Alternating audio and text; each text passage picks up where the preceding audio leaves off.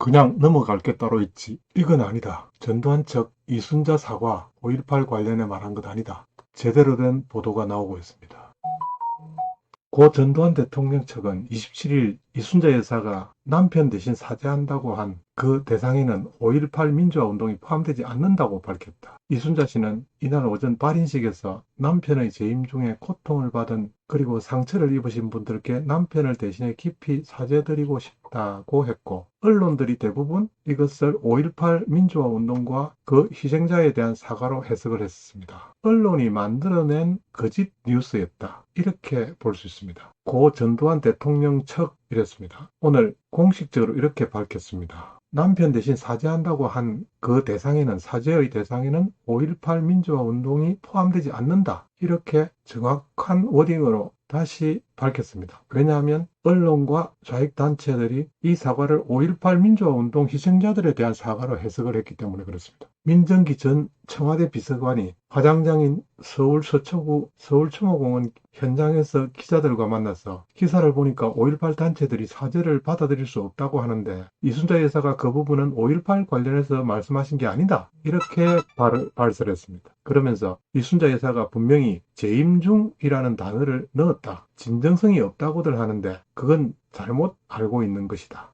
5.18 사건은 전 씨가 취임한 1980년 9월 1일 이전에 발생한 것이기 때문에 재임 중이라는 표현 안에 들어가지 않는다. 왜냐? 재임 중에 벌어진 일이 아니라고 표명을 했기 때문에 그렇습니다.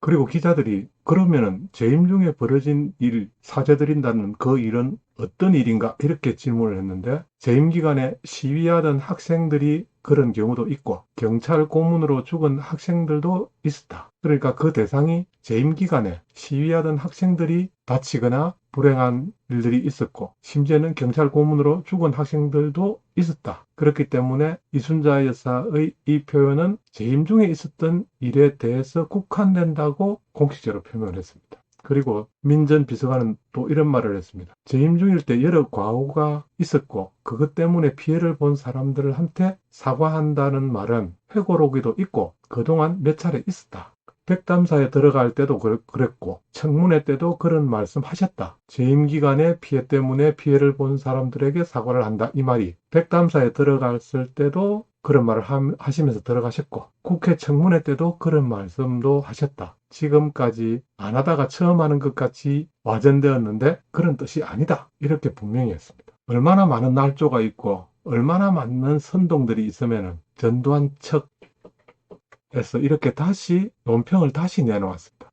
지금 보시는 사진은 연합뉴스의 사진인데요. 언론들이 커다란 거짓성을 쌓아가고 있습니다. 그 대표적인 것이 박근혜 탄핵이고, 전두환의 5.18 메시지마저 언론들이 왜곡하려 들고 있습니다. 이런 작은 것 하나에서 밀린다면 큰 것에서도 밀릴 수밖에 없습니다. 이런 좌파들과 싸우는데도 힘이 모자라는, 힘이 붙이는 이 시기에 우리는 이제 위장 보수, 기득권 보수, 이 두 개의 쌍적과의 싸움에서 우리가 빨리 승리하는 날까지 우리도 이제부터는 투쟁, 좌파들처럼 드럼통 굴리고 감옥에 들어가고 울고 불고 부러짓고 지금부터 우리가 투쟁해야 되겠습니다. 작심삼일 비디오 올리겠습니다. 감사합니다.